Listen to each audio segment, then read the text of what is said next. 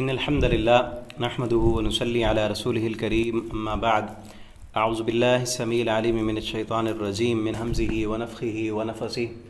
بسم الله الرحمن الرحيم أولم يهد للذين يرثون الأرض من بعد أهلها أن لو نشاء أصبناهم بذنوبهم ونطبع على قلوبهم فهم لا يسمعون۔ تفسیر القرآن کا سبق آج انشاءاللہ سورۃ الاعراف رکوع نمبر 13 پڑھیں گے ہم۔ پہلے اس کا لفظی ترجمہ پڑھتے ہیں، پھر انشاءاللہ اس کی تفسیر پڑھیں گے۔ اولم یہدی للذین، اور کیا نہیں رہنمائی کی، للذین ان لوگوں کی جو یرثون وارث بنتے ہیں، الارض زمین کے، من بعد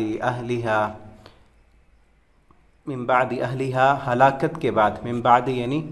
بعد ہلاکت کے، اہلیہا اس کے رہنے والوں کی، لو نشاء اس بات نے کہ لو نشاء اگر ہم چاہیں، اصبناہم ہم سزا دیں انہیں، بذنوبہم ان کے گناہوں کی، ونتبع اور ہم مہر لگا دیں، علی قلوبہم ان کے دلوں پر، فہم لا یسمعون پس وہ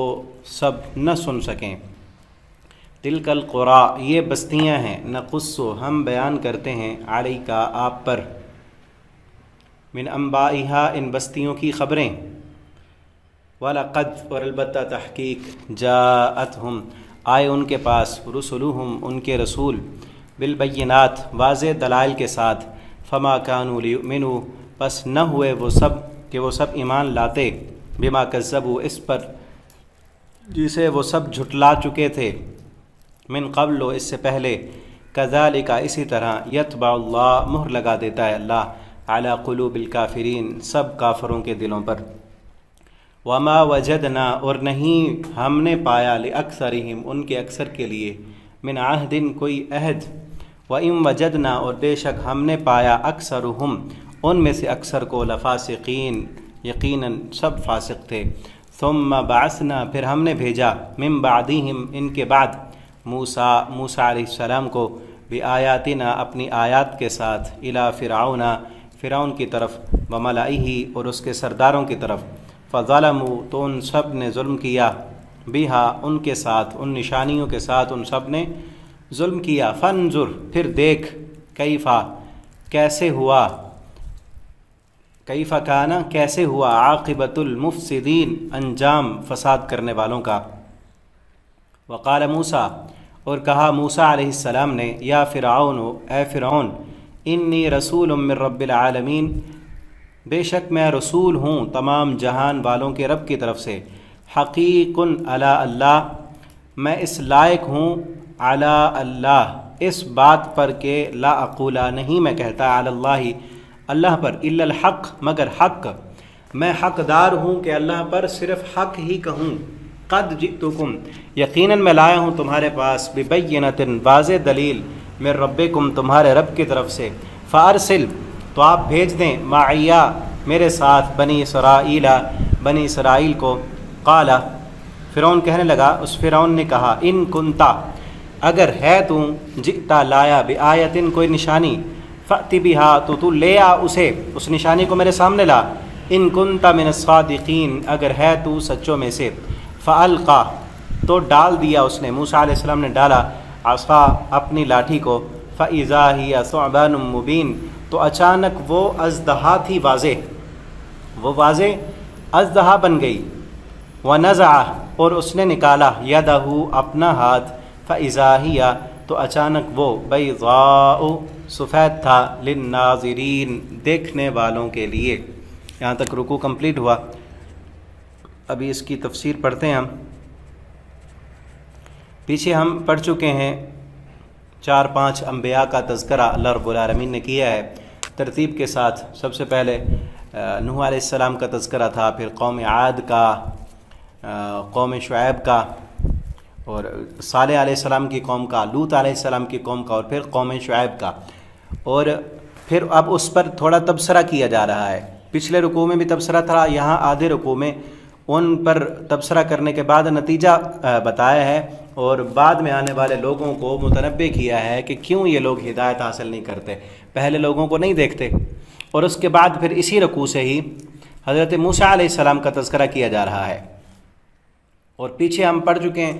کہ تقریباً 4-5 انبیاء کا جو ذکر تھا وہ ایک ایک رکوع پر مشتمل تھا، اوسطاً سب کا ذکر وہ ہے ایک ایک رکوع پر تھا۔ لیکن اب آگے جو موسیٰ علیہ السلام کا ذکر آ رہا ہے وہ اس سے تھوڑا ہٹ کے ہے، وہ تقریباً 6-7 رکوع پر مشتمل ہے۔ آگے ہم پڑھیں گے ان کا واقعہ، اور صرف یہی نہیں اور بھی کئی مقامات پر حضرت موسیٰ علیہ السلام کا ذکر تفصیلاً ملتا ہے۔ تو ہم دیکھتے ہیں اولم یہد للذین یرثون الارض، اللہ فرماتے ہیں کیا ان لوگوں نے، زمین کے وارث بننے والوں نے، اپنے سے پہلے گزرنے والے لوگوں کے حالات سے کوئی رہنمائی حاصل نہیں کی، اس بات کی رہنمائی نہیں لی اللہ نشاء اصابناہم بذنوبہم، کہ اگر ہم چاہیں تو ان کو گناہوں کی وجہ سے ان کو پکڑ لیں، کہ ابھی تک ان کو پتہ نہیں چلا، ان آنے والے لوگوں نے طوفان نوح سے کوئی سبق حاصل نہیں کیا، ان لوگوں نے قوم عاد کی تباہی سے کوئی نصیحت حاصل نہیں کی، ان لوگوں نے قوم لوط کی بربادی سے کوئی سبق نہیں سیکھا، ان کو شعیب علیہ السلام کی قوم کے کرتوت یاد نہیں ہیں کہ سب بھول گئے، ان سے نصیحت حاصل نہیں کرتے، ان کو پتہ نہیں قوم عاد بہت طاقتور قوم تھی، ان کو پتہ نہیں قوم شعیب کو اس سے زیادہ ہم نے کاروبار میں، معیشت اور معاشرت میں ہم نے فوقیت دی تھی، بڑے بڑے ان کے پاس دولتیں تھیں، ان کے پاس بڑی بڑی منڈیاں تھیں، بہت بڑے بڑے تاجر تھے، اپنے آپ کو ذہین اور فتین سمجھتے تھے، کہ یہ بعد میں آنے والے ان سے کسی قسم کی کوئی نصیحت نہیں حاصل کرتے، ان کو پتہ نہیں، ابھی بھی ان کو ہماری قدرت میں شک ہے، اللہ نشاء واصابناہم بذنوبہم، اگر ہم چاہیں تو ان کو ان کے گناہوں کی پاداش میں پکڑ لیں، اگر ہم چاہیں تو آسمان سے پتھروں کی بارش برسا دیں، ہم چاہیں تو ان کو زمین میں دھنسا دیں، ہم چاہیں تو ان پر آسمان سے آگ کے شعلے برسا دیں، بارش برسانے کی بجائے آسمان سے آگ برسا دیں، ان کو چاہیں تو زمین سے نیچے سے اٹھا کر آسمان کی بلندیوں پر لے جا کر الٹا کر کے پٹخ دیں، یہ سارے پیچھے حالات نہیں پڑے، انہوں نے اپنی قوم کو نہیں دیکھا، اور خصوصاً اس وقت جو مخاطب تھی قریش مکہ، یہ سارے پیچھے جو حالات گزرے ہیں جن جن قوموں کے، یہ سب مکہ کے پاس ہی تھے۔ موسیٰ علیہ السلام کا تذکرہ آ رہا ہے، وہ آگے میں بتاتا ہوں، وہ مکہ کے نہیں تھے، تو یہ ساری قومیں مکہ میں تھیں، اور ان کے سابقہ مکانات اور مکانات کے نشانات وہاں عرض مکہ کے اندر وہاں موجود تھے، یہ وہاں سے سفر کرتے تھے، گھومتے تھے، وہاں دیکھتے تھے، لیکن پھر بھی نصیحت حاصل نہیں کرتے۔ وَنَطْبَعُ عَلَىٰ قُلُوبِهِمْ، اور اگر ہم نہیں پکڑ رہے، اگر ہم ان کے دل پر مہر لگا دیں، ایک تو یہ پکڑ ہوتی ہے، اللہ کی طرف سے سزا ہوتی ہے کہ گناہ پر سزا مل جائے، کوئی بیماری آ جائے، کوئی پریشانی آ جائے، رزق میں کمی ہو جائے، اور یہ بھی ایک سزا کی صورت ہے کہ دل پر مہر لگ جائے، اب ہدایت قبول کرنے کے دروازے اس کے لیے بند کر دیے گئے، تو یہ اس سے بڑی سزا ہے، ٹھیک ہے نا۔ اگر یہ سمجھتے ہیں کہ ہمیں کوئی سزا نہیں مل رہی اور حق قبول نہیں کر رہے، یہ تھوڑی سزا ہے کہ دل پر مہر لگ چکی ہے، اب حق قبول کرنے کا دروازہ بند کر دیا گیا ہے ان کے لیے کہ حق قبول نہیں کرنا، اسی روش پہ چلیں، اسی روش پہ موت آئے اور جہنم کا ایندھن بن جائے، یہ تو اس سے بڑی سزا ہے۔ اور ان کو پتہ ہی نہیں، سمجھتے ہیں کہ ہمیں سزا نہیں ملی، ہم تو بچے ہوئے ہیں، ہم پر کوئی پکڑ نہیں آئی، ہم پر تو کوئی عذاب نہیں آیا۔ اور آج بھی لوگوں کو یہ غور کرنا چاہیے، کئی لوگ کہتے ہیں نا، ہم نے تو جھٹلا دیا قرآن کو، ہم نماز بھی نہیں پڑھتے، ہم قرآن بھی نہیں پڑھتے، فلاں کی دعوت کو بھی ٹھکرا دیا، ہمیں تو کچھ نہیں ہوا۔ سب سے بڑی سزا یہی ہوتی ہے کہ دل سیاہ ہو جاتا ہے پھر، ٹھیک ہے نا۔ کئی لوگوں کو بتایا جائے نا کہ سود کھانے سے، حرام کھانے سے، جھوٹ بولنے سے، اللہ کی نافرمانی اور بغاوتیں کرنے سے زندگی پریشان کن بن جاتی ہے،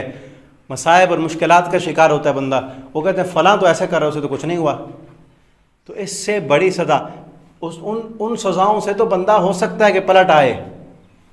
ٹھیک ہے نا۔ کسی کا کوئی پیارا مر گیا، جسم میں کوئی جو ہے بیماری آ گئی، مشکلات اور پریشانیاں، سیلاب، زلزلے، طوفان، اس طرح کی آزمائشیں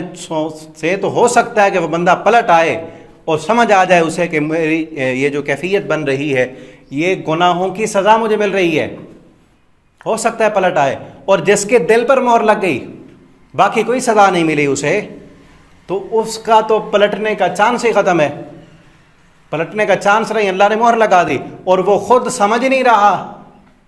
وہ تو کہتا ہے عیش و عشرت ہے میرے لیے، دولتوں کی فراوانی ہے، سب کچھ ہے، ٹھیک ہے نا۔ تو یاد رکھنا چاہیے، پچھلے سبق میں، پچھلے رکوع میں بھی میں نے بتایا تھا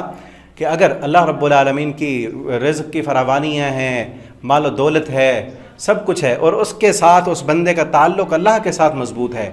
حلال طریقے سے وہ کما رہا ہے، تو سمجھ لیں دنیا کی فراوانیاں اس بندے کے لیے اللہ کی طرف سے رحمت ہیں، اللہ کی رحمت ہے اس پر، وہ اللہ کا مال اللہ کے دین پر بھی خرچ کر رہا ہے، خود بھی جو ہے پرسکون زندگی میں ہے، اور اللہ کی فرما برداری بھی کرتا ہے۔ اور اگر ایک بندے کو مال و دولت کی کثرت ہے، کسی قسم کی کوئی پریشانی نہیں، کوئی بیماری نہیں، کوئی مصیبت، کوئی آزمائش نہیں ہے، بھی اللہ کا باغی اور نافرمان، تو سمجھ لیں کہ اللہ کی طرف سے یہ اس کے لیے وبال ہے، اور اللہ نے اس کو بڑی سزا دی ہوئی ہے نافرمان، ہے باغی رب کا، اور دنیا کی ساری فراوانیاں ملی ہوئی ہیں، کبھی کوئی بیماری نہیں، کبھی کوئی مشکل نہیں، تو اس کا مطلب یہ ہے کہ اللہ نے اس کو بڑی سزا دی ہے کہ اس کے دل پر مہر لگا دی ہے، اب اس نے اسلام کی طرف آنا ہی نہیں، اور انجام بہت برا ہونا ہے اس کا۔ تلک القریٰ، یہ بستیاں ہیں، نقصو، ہم بیان کرتے ہیں آپ پر ان کی خبریں، اور وَلَقَدْ جَاءَتُمْ، اور یہ جو آئی نا ہم نے پیچھے بیان کی، فلاں قوم پر فلاں عذاب آیا، فلاں پر فلاں آیا، ان سب کے پاس ہمارے رسول آ چکے تھے۔ آگے ہم پڑھیں گے سورہ یونس میں اللہ تعالیٰ فرماتے ہیں ہمارا یہ قانون ہے کہ کسی بستی کو ہم ایسے ہلاک نہیں کرتے جب تک اس بستی میں جگانے والا، ان کو متنبہ کرنے والا، ان کو بتلانے والا ہم نہ بھیج دیں۔ ہم یہ پہلے بھیجتے ہیں بتلانے والے پیغمبر، ان کو جگانے والا، ان کو بتلانے والا کہ یہ روش اللہ کی نافرمانی والی ہے، اس روش پر اللہ کا عذاب اور وبال آ سکتا ہے۔ متنبہ کرنے کے بعد جو متنبہ ہو جائیں ان کو بچا لیتے ہیں، جو نہ ہوں پھر انہیں ہلاک کر دیا جاتا ہے۔ تم ان سب کے پاس آئے تھے رسول واضح نشانیاں لے کر، نہیں تھے یہ ایمان لانے والے، وہ سب جھٹلا چکے تھے۔ کذالک یطبع اللہ، اسی طرح اللہ مہر لگاتا ہے کہ جب حق قبول کرنے کی صلاحیت کو وہ استعمال نہیں کرتے، دنیا کو ترجیح دیتے ہیں، پھر اللہ کی طرف سے مہر لگ جاتی ہے اور پھر عذاب کے مستحق بن جاتے ہیں۔ وما وجدنا لأکثرهم من عہد، اللہ فرماتے ہیں ان میں سے اکثر کے لیے ہم نے کوئی عہد نہیں پایا۔ اس عہد سے مراد ایک تو عہد الست ہے جو اللہ رب العالمین سے عالم ارواح میں تمام انسان کر کے آئے ہیں، وہ عہد ہے کہ اللہ رب العالمین نے ہم سب سے پوچھا تھا کیا میں تمہارا رب نہیں ہوں، تو سب نے کہا ہاں کیوں نہیں، تو ہمارا رب ہے۔ اور بعض نے عام عہد مراد لی ہے جو آپس میں ایک دوسرے سے کرتے ہیں، اور اس پر بھی وہ عہد شکنی کرتے ہیں، جس طرح پیغمبر کے ساتھ کر لیتے تھے۔ آگے آ رہا ہے موسیٰ علیہ السلام کی تفصیلی واقعے میں کہ وہ بار بار موسیٰ علیہ السلام سے وعدہ کرتے تھے کہ اللہ سے دعا کریں یہ عذاب ہٹ جائے تو ہم مان لیں گے، وہ عذاب ہٹتا تو پھر نہ مانتے۔ یہ آگے آ رہا ہے، پڑھیں گے ہم۔ ثم بعثنا من بعدهم، پھر ہم نے بھیجا ان کے بعد۔ اب یہاں سے موسیٰ علیہ السلام کا تفصیلی واقعہ آ رہا ہے، اور تقریباً 6-7 رکوع میں یہ واقعہ آئے گا۔ تو اس کے لیے نا ایک چیز ذہن میں رکھیں کہ یہ جو قرآن ہے، یہ پہلے بھی میں نے شاید بتایا ہے آپ کو، یہ واقعات کی کتاب نہیں ہے، یہ قرآن کوئی سٹوری کی کتاب نہیں ہے، ٹھیک ہے نا۔ سٹوری ہوتی ہے نا تو ایک بندے کی پیدائش سے شروع کیا جاتا ہے کہ فلاں اس کی تاریخ پیدائش ہے، پیدا ہونے کے بعد پہلے سال یوں کیا، پھر 5 سال کا ہوا یوں کیا، پھر آگے یہ کیا، پھر آگے یہ کیا، پھر آگے، وہاں ترتیب کے ساتھ بیان کیا جاتا ہے سٹوری کو۔ اسی طرح کسی کی سوانح حیات لکھی جاتی ہے، کسی کی عمر پر، کسی کی زندگی پر کتاب لکھی جاتی ہے، تو وہ بھی اسی طرح ترتیب کے ساتھ ہوتی ہے۔ قرآن نہ سٹوری کی کتاب ہے، نہ ہی کسی کی زندگی کی واقعات بتانے والی کتاب ہے، قرآن تو نصیحت کی کتاب ہے، ٹھیک ہے نا۔ تو اس لیے جس واقعے کے جس جگہ سے نصیحت مل رہی تھی یا جس وقت وہ واقعے کا حصہ نازل ہوا اس وقت اس کی ضرورت تھی، تو اسی کو بیان کیا گیا ہے۔ یہاں بھی آپ دیکھیں موسیٰ علیہ السلام کی شروع کا واقعہ نہیں ہے یہاں پر، وہ آگے چل کے آئے گا سورہ قصص میں، ٹھیک ہے، وہ شروع والا واقعہ نہیں ہے یہاں پر۔ یہاں پر کیا ہے، جب موسیٰ علیہ السلام پیدا ہوئے، اپنے ماں کے پاس رہے، پھر فرعون کے پاس پلے بڑے ہوئے، پھر وہاں سے جو ہے بھاگے، مدین گئے، مدین میں وہاں 8 سال گزار کے شادی کر کے واپس آئے، درمیان میں اللہ رب العالمین نے ان کو نبی بنا دیا، اور پھر بھیجا کہ جاؤ اب فرعون کے پاس، فرعون کے پاس جاؤ اور دعوت دو، کیونکہ پیچھے دعوت کا اور قوموں کی بربادی کا واقعہ بیان ہو رہا تھا، اس لیے موسیٰ علیہ السلام کا بھی وہی حصہ جب کہا گیا انہیں ثم بعثنا من بعدهم موسیٰ، پھر ہم نے موسیٰ علیہ السلام کو بھیجا اپنی نشانیوں کے ساتھ، فرعون اور اس کے سرداروں کی طرف، فظلموا بها، تو ان سب نے ظلم کیا، ان فرعون نے، اس کے سرداروں نے موسیٰ علیہ السلام کی نشانیوں کو بھی ٹھکرا دیا، یہ ظلم تھا ان کا نشانیوں کو ٹھکرانا۔ پھر دیکھیں ان کا انجام کیسے ہوا، اس کا بھی دیکھ لیں، جس طرح پہلی قوموں کے انجام تھے، کیونکہ انجام بتانا تھا نا یہاں، اس فرعون کا بھی دیکھیں جو اپنے آپ کو انا ربکم الاعلی کہتا تھا، اس کا انجام کیا ہوا؟ وہ تو کہتا تھا سرداری میری ہے، چودراہٹ میری ہے۔ اور یہاں ایک چیز یاد رکھیں، آگے بھی اس پہ کام آئے گی، فرعون جو تھے نا، فرعون وہ بادشاہ کو کہتے تھے، یعنی مصر کا اس زمانے میں جو بھی بادشاہ ہوتا اس کو فرعون کہتے تھے، ٹھیک ہے نا، یہ کوئی خاص نام نہیں تھا۔ اور وہ چونکہ بہت بڑا متکبر اور غرور والا تھا، اپنے آپ کو انا ربکم الاعلی کہتا تھا، اور موسیٰ علیہ السلام کو اس نے ٹھکرایا، اس لیے بعد میں نام ہی ہم کہتے ہیں نا فرعونیت ہے، اس میں کیا مطلب؟ وہ فرعون میں جو غرور اور تکبر تھا اس میں بھی ہے۔ اور نبی کریم صلی اللہ علیہ وسلم نے فرمایا ہر امت کا ایک فرعون ہوتا ہے، اور آپ نے فرمایا میری امت کا فرعون ابو جہل ہے، اور ہر دور اور ہر زمانے میں کوئی نہ کوئی فرعون ہوتا ہے جو اپنے آپ کو رب بنانے کے چکر میں ہوتا ہے، وہ سمجھتا ہے سارا کچھ میں ہوں، ٹھیک ہے نا۔ تو فرعون مصر کے بادشاہ کو کہا کرتے تھے، جس طرح عراق کے بادشاہ کو ابراہیم علیہ السلام کے زمانے میں نمرود کہتے تھے۔ تو فرعون مصر میں تھا، اور یہاں یہ بھی تھوڑا سا تاریخی پس منظر بھی ان کا دیکھ لیں کہ موسیٰ علیہ السلام مصر میں بھیجے گئے تھے، اور ان سے پیچھے یہ بنی اسرائیل کی قوم ہے نا، پیچھے سورہ بقرہ میں بھی ہم ان کی تھوڑی سی تاریخ پڑھ کے آئے ہیں، اور یہاں بھی تھوڑا سا پس منظر دیکھ لیں کہ موسیٰ علیہ السلام بنی اسرائیل میں کیسے آئے، یعنی مصر میں کیسے آئے بنی اسرائیل۔ اور یہ سورہ یوسف میں بھی ہم آگے جا کے پڑھیں گے، مشرکین مکہ نے نبی کریم صلی اللہ علیہ وسلم سے سوال کیا تھا کہ یعقوب علیہ السلام مصر میں کیسے آئے؟ یعقوب علیہ السلام کا مسکن تو فلسطین تھا، مصر میں کیسے آئے؟ اسی پر سورہ یوسف نازل ہوئی تھی، تو آگے چل کے ہم پڑھیں گے اسے۔ تو یوسف علیہ السلام آپ جانتے ہیں مشہور واقعہ، یوسف علیہ السلام کو ان کے بھائی کنویں میں ڈال گئے، اور وہاں سے وہ جا کے ان کو بیچ دیا مصر میں، تو پھر مصر کے جو ہے وزیر خزانہ بنے، اسی سے پھر یعقوب علیہ السلام بھی بعد میں ہجرت کر کے ان کے سارے بچے یوسف علیہ السلام کے پاس پہنچ گئے مصر میں، ٹھیک ہے۔ جب وہاں پہنچ گئے مصر میں، چونکہ یوسف علیہ السلام ایک بہت بڑی ان کے ہاں شخصیت تھی، مقام تھا، کیونکہ ان کی تدبیر کی وجہ سے 7 سال قحط سالی کے وہ ان کے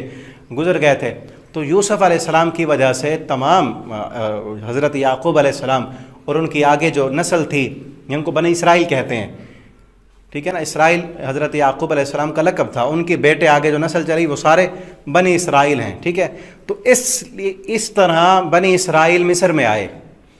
تو کچھ عرصہ تک تو یوسف علیہ السلام کی وجہ سے وہاں کے جو بادشاہ ہوتے تھے انہوں نے بڑی ان کو عزت دی، مقام دیا، یعنی شاہی خاندان کے چہیتے لوگ تھے یہ بنی اسرائیل کے سارے۔ کچھ عرصے کے بعد، کئی سالوں کے بعد انقلاب آیا، قومیت پرستی کا انقلاب آیا۔ قومیت پرستی کے لوگوں نے کہا کہ یہ تو بادشاہ کوئی اور ہیں، قبطیوں کی زیادہ تعداد تھی وہاں پہ، ٹھیک ہے نا،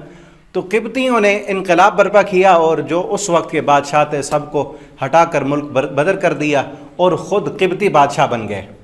جب قبطی بادشاہ بنے، اس وقت جب وہ بادشاہ بنے، پہلے بادشاہوں کو تو انہوں نے بھگا دیا،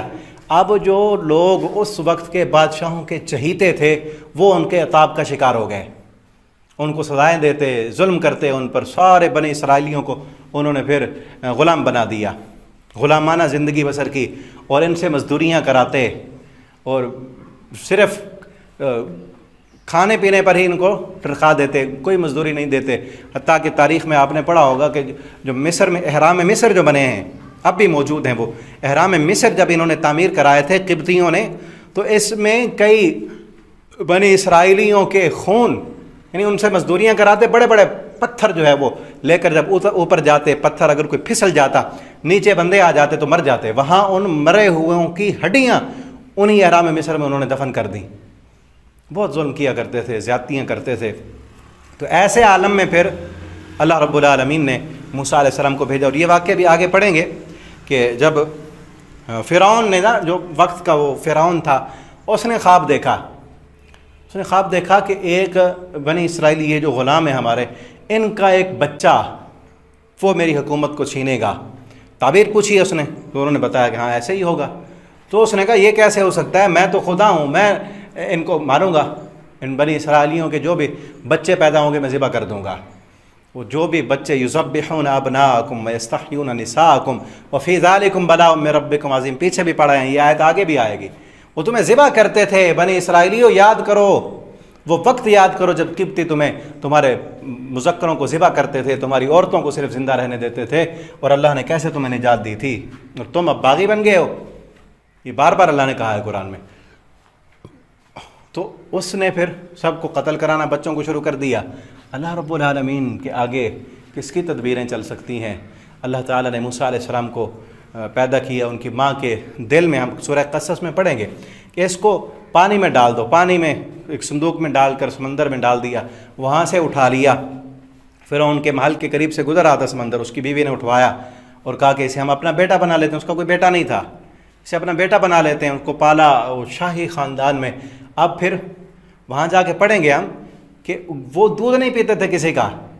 پھر دودھ پلانے کے لیے اسی کی ماں کے پاس، اللہ کی تدبیروں پہ بھی قربان جائیں، کسی کا دودھ نہیں پیتے تھے۔ جس کو منہ لگاتے دودھ پینے کے لیے تو دودھ نہ پیتے، کوئی بھی دودھ پلانے کے لیے آتی تو چلتے چلتے انہی کی ماں کے پاس بھیج دیا۔ خرچہ فرعون دے رہا ہے اور موسیٰ علیہ السلام اپنی ماں کے پاس رہ رہے ہیں، ماں کا دل بھی ٹھنڈا ہو رہا ہے، اور موسیٰ علیہ السلام بھی اپنے ماں کے پاس پرورش پا رہے ہیں۔ خرچہ وہی دے رہا ہے جو کہتا تھا میں کسی بچے کو زندہ نہیں ہونے دوں گا، میری بادشاہت نہ چھین لے۔ پھر بڑے ہوئے، کچھ عرصہ جوان ہوئے، پھر ایک قبطی کو مار دیا، لڑائی ہوئی،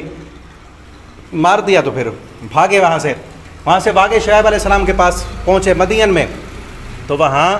کئی عرصہ گزارا۔ شعیب علیہ السلام نے اپنی بیٹی کے ساتھ ان کی شادی کر دی، 8 سال وہاں مزدوری کی، پھر واپس آئے، راستے میں اللہ نے نبی بنایا، اور پھر یہ کہا کہ جاؤ اب فرعون کے پاس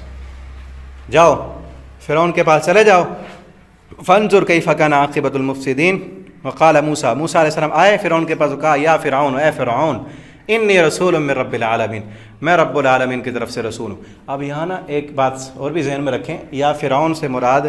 یعنی ہمارے ہاں تو فرعون کو کوئی اچھا لقب نہیں ہے، اچھا لفظ نہیں ہے، ٹھیک ہے نا۔ ہم تو فرعونیت بھی کہتے ہیں نا، جب کوئی غرور اور تکبر گھمنڈ میں ہو تو اس کو کہتے ہیں فرعون بنا پھرتا ہے۔ یہ اس وقت چونکہ بادشاہی کا لقب تھا، آپ جیسے کہتے ہیں یا سردار، اے فلاں، اے سردار، اے ملک فلاں، تو جو لقب ہوتے ہیں تو القاب سے پکارنا بڑے لوگ اپنے لیے پسند کرتے ہیں۔ جو چودھری صاحب ہم کہیں، اس کا نام لینے کے بجائے حاجی صاحب کہیں، خان صاحب، ملک صاحب، فلاں صاحب، سردار صاحب کہیں، تو اس موسیٰ علیہ السلام نے بھی اس کا جو اچھا نام تھا، لقب تھا، وہ بولا یا فرعون، نام نہیں کہا۔ نام بھی تاریخ میں آتا ہے، بلکہ ایک بات یہ بھی ہے کہ بعض مفسرین نے، یہ آراء ہیں، بہرحال حقیقت تو اللہ رب العالمین جانتے ہیں، بعض مفسرین کی یہ رائے ہے کہ یہ جو فرعون جس کے پاس موسیٰ علیہ السلام بعد میں دعوت لے کر گئے تھے، یہ وہ فرعون نہیں تھا جس نے موسیٰ علیہ السلام کو پالا تھا، یہ اس کا بیٹا تھا، کیونکہ پہلے اس کی کوئی اولاد نہیں تھی۔ جب موسیٰ علیہ السلام کو پالنے لگا تو اس کی اپنا بھی اس کا بیٹا ہو گیا، اور وہ بھی اکٹھے موسیٰ علیہ السلام کے ساتھ کھیلا کودا کرتا تھا، بچپن اکٹھے گزارا تھا، اور جب وہ بڑا ہو گیا تو اپنے باپ کے ہوتے ہوئے ہی اس نے بادشاہت سنبھال لی، اور باپ نے اس کو دے دی تھی بادشاہت۔ تو جب موسیٰ علیہ السلام دوبارہ گئے تو اس کا وہی بیٹا، اس کا وہ بیٹا جو موسیٰ علیہ السلام کے ساتھ جس نے بچپن گزارا تھا، اس پر بھی کئی آیتوں سے وہ استدلال کرتے ہیں، آگے آئے گا ہم دیکھیں گے، لیکن حقیقت اللہ تعالیٰ جانتے ہیں، ہو سکتا ہے وہی پہلے والا فرعون ہو، ٹھیک ہے نا۔ بعض یہ کہتے ہیں چونکہ انا ربکم الاعلی وہ کہتا تھا، اور اللہ نے پھر جو ہے سمندر میں غرق اس کو کیا، تو یہ تو اس میں اختلاف آتا ہے، تو اس لیے کچھ کہتے ہیں کہ وہی پہلے والا فرعون تھا۔ تو جو بھی تھا، ہمارا ایمان ہے، یہ ایک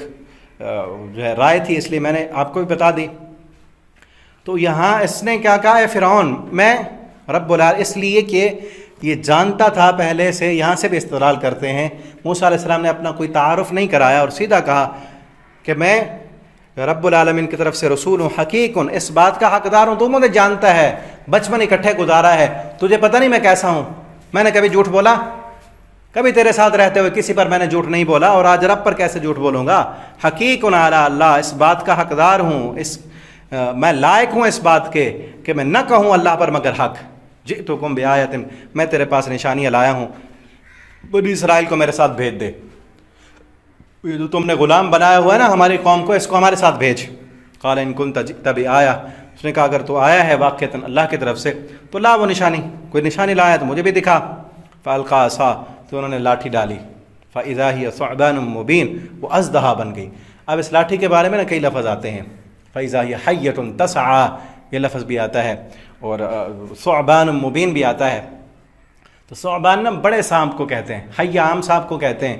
ثعبان بڑے سانپ کو کہتے ہیں. ایک اور لفظ بھی آتا ہے جس کو وہ تیز دوڑنے والا، یعنی شکل کے اعتبار سے سانپ بہت بڑا تھا اژدہا، اور لیکن بڑا سانپ جو ہوتا ہے وہ تیز دوڑ نہیں سکتا اژدہا. چھوٹا سانپ تیز بھاگتا ہے، دوڑنے کے لحاظ سے وہ تیز دوڑنے والا تھا چھوٹے سانپ کی طرح، لیکن جسامت کے اعتبار سے وہ اژدہا تھا، بہت بڑا تھا. وَنَزَعَ يَدَهُ، اور پھر نکالا ہاتھ. موسیٰ علیہ السلام کو اللہ نے یہ بھی نشانی دی تھی، ایک یہ لاٹھی دی تھی، وہ سورہ طٰہٰ میں پڑھیں گے کہاں ملی تھی. تو دوسری نشانی یہ تھی کہ بغل میں ہاتھ ڈالتے تھے، پھر واپس باہر نکالتے تو چمکنے لگ جاتا. تو ہاتھ ڈالا، اس کو نکالا. فَإِذَا هِيَ بَيْضَاءُ لِلنَّاظِرِينَ، وہ دیکھنے والوں کے لیے چمکنے والا ہاتھ بن گیا. اور کہا کہ یہ نشانیاں ہیں، ان نشانیوں کو میں لایا ہوں، یہ اللہ رب العالمین نے مجھے دی ہیں، اور میں اللہ کا رسول ہوں، آپ مانو میری بات اور بنی اسرائیل کو میرے ساتھ بھیج دو. آگے کیا کیا فرعون نے، تفصیلی بات آگے آئے گی. اس نے کہا کہ تو جادو ہے، جادوگروں کو بلایا، پھر مقابلہ ہوا، پھر کیا ہوا، پھر کیسے غرق کیا گیا فرعون کو، پھر موسیٰ علیہ السلام بنی اسرائیل کو لے کر گئے، پھر کیا بنی اسرائیل نے پھر موسیٰ علیہ السلام کے ساتھ کیا کیا، اور پھر جو ہے آگے یہ 6-7 رکوع جیسے میں نے کہا ہے یہی واقعہ چلے گا. اللہ تعالیٰ سے دعا ہے اللہ رب العالمین ہمیں قرآن کو پڑھنے کی، سمجھنے کی، اس کے مطابق اپنا عقیدہ عمل بنانے کی توفیق دیں. اللہ جب تک زندہ رکھیں ہمیں دین پر، اسلام پر. اللہ ہمیں موت دیں تو ایمان پر. آخر دعوانا الحمدللہ رب العالمین.